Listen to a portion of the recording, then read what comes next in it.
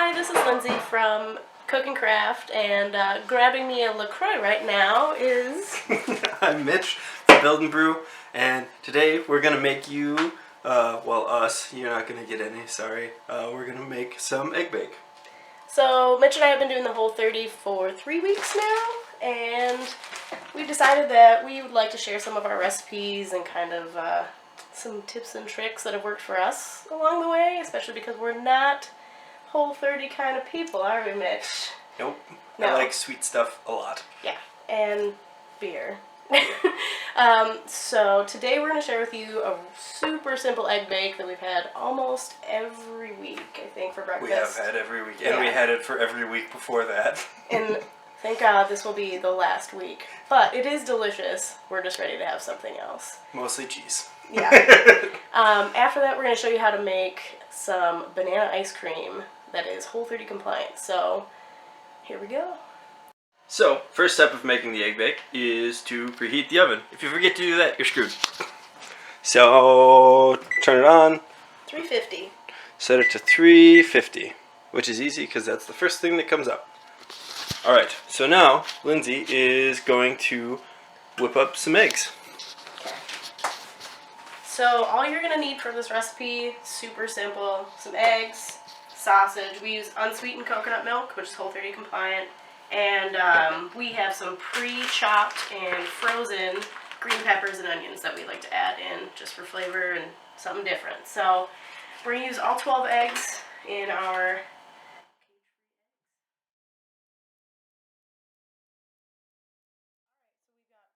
all 12 of our eggs cracked and ready to go, shell-free. And we're going to add about a half a cup of unsweetened coconut milk to start. We're going to whisk those up. If I can find my whisk. Here it is. You can use a fork, whisk, whatever floats your boat. Whatever gets the job done. Whisk is better. Fork is fine. Whisk is better. Fork is fine. Mitch is a bit of a whisk purist. Yep.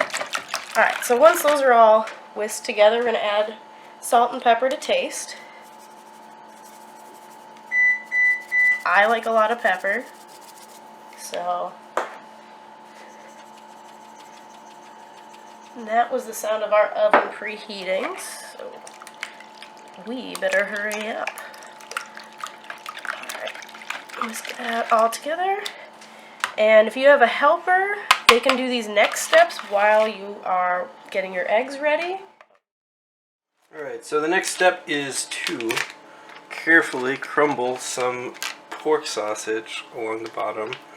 We just have some premium unseasoned pork sausage. I don't know what makes it premium, but it seems like regular sausage to me. But so you just glob that out, and then I thought it was very strange at the beginning to crumble raw pork because it's sort of not crumbly. But so you just kind of pull it apart and turn it into chunks and sort of spread them across the bottom of the pan. It helps them cook better, and there's more per bite of egg bake, basically. And it just helps because you're not pre-cooking it before you put it in the oven to make sure it doesn't just turn into a giant pork patty on the bottom of your egg bake. So we did buy unseasoned. You can buy seasoned breakfast sausage. We will season ours with some sage and maybe a little bit of thyme before we put it in. So Just sprinkle a little bit over the top. and that'll blend with the eggs and everything else that we put in too. So if you really want it to be breakfast sausage, you can pre-mix your seasonings in with your meat before you crumble it, but we're lazy and we just do it this way, and it tastes the same. Sprinkle of thyme. Now Mitch is going to add some of our pre-minced onion that we froze in advance. We usually just keep a little bit of onion and pepper in the freezer to add into, scrambles and things like that. It comes in handy for stuff like this. So we had some minced, and then we have some chopped. The chopped will give it a little bit of... That's chopped cauliflower, not chopped onion. we should probably label our bags. Yeah. Yeah, and so we'll add a little extra pepper because I thought we had more onion, which we didn't have. But as you can see, there's not pure science to this. Probably add about 1.5 cups of peppers, and usually 1 onion's worth of onion. Alright, so now that we've got that, Mitch is going to pour our eggs over the top, covering everything that we've got here. So you'll see, like, we haven't covered the green peppers. It's not a big deal. We just kind of push everything down. Sometimes we'll add about another 6 eggs if we feel like we just really are going to need a lot more egg to cover what we've got in our pan. It's time to put her in the oven. In the oven! Alright. So put it on the middle shelf for 50 minutes. 50? Yep.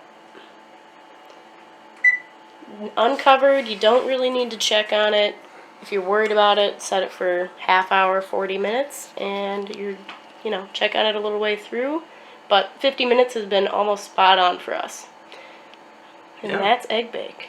So now, we're going to do the ice cream. Alright, so now we are going to share with you one of our favorite desserts. Whole30 has been really hard for me because I love sugar, and you can't have sugar on the Whole30. So we designed or found and sort of altered a recipe for banana ice cream. So the original recipe is you just put the bananas in the freezer and then you blend them up and they turn into ice cream. They taste kind of like bananas.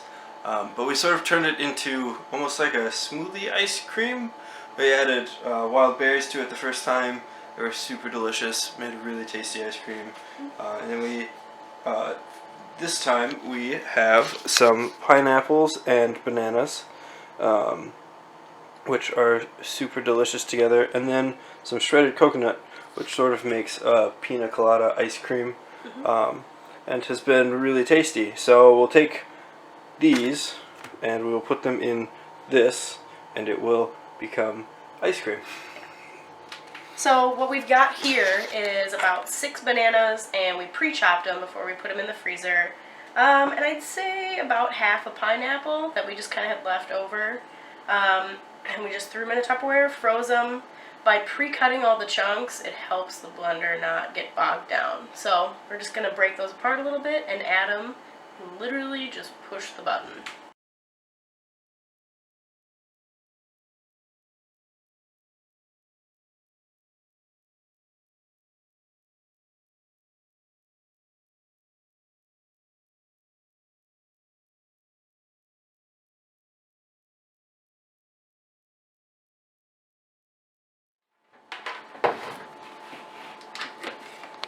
Alright. So as you can see, we're getting close. It's sort of the same, focus, sort of the same consistency as like a soft serve ice cream right now. Yeah, so I mean, you can see it's still malleable, it'll clump up a little bit. It's just right at the point where we're going to want to put it back in the freezer. So we are going to throw our coconut, shredded coconut in here, and fully integrate that, and then we'll put it in a Tupperware. Also, as you can see, so we're about half full on this blender, and there's still about half of the pineapple and banana left in our Tupperware. So for this much ice cream, again, I'm going to add about 1/4 cup of coconut shreds, which is what we have left in our bag. Deep joy. Alright. Blend that up, fully incorporate it, we're in business. Keep in mind that this can be kind of hard on your blender if you have a blender like ours. It's getting pretty hot, but it's worked for us so far. Our coconut is all the way mixed in, so we're just going to grab a Tupperware here. Put it in there. We'll take our spindle out. Our blender is more of a food processor than anything, which I have seen this done with food processors if that's all you got. So. And if you have a blender that has speeds it will probably work better than a blender that is just on hyperdrive as soon as the button goes down. Yeah, and you can think of this, I mean, you're basically just making a thick smoothie. And then we're going to put it back in the freezer. But because it's, the bananas keep it nice and soft and thick. Whereas a lot of times when you'll make a smoothie, it'll be kind of runny and gross. But beautiful. And we're going to pop it in the freezer.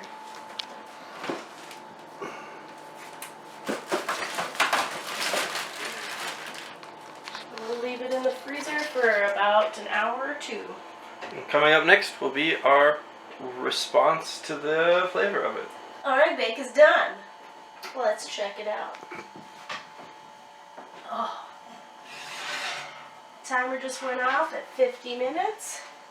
We have some beautiful green peppery, oniony, greasy, sausagey, Whole30 compliant egg bake.